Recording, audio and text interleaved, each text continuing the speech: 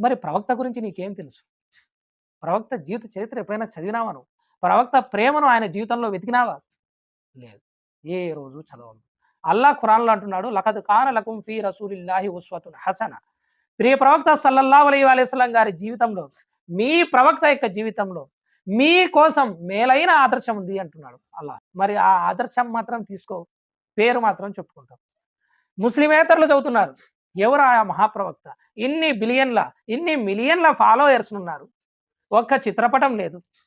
ఆయనకు సంబంధించి ఒక పెయింటింగ్ లేదు. ఒక విగ్రహం లేదు. ఆయనకు సంబంధించి ఏ మూర్తి లేదు. ఎక్కడ ఆయనకు ఆరాధన జరగడం లేదు. కేవలం ఆయన మాటల మీద మాత్రమే ఇంతమంది ముస్లింలుగా ఎట్లా మారుతున్నారు?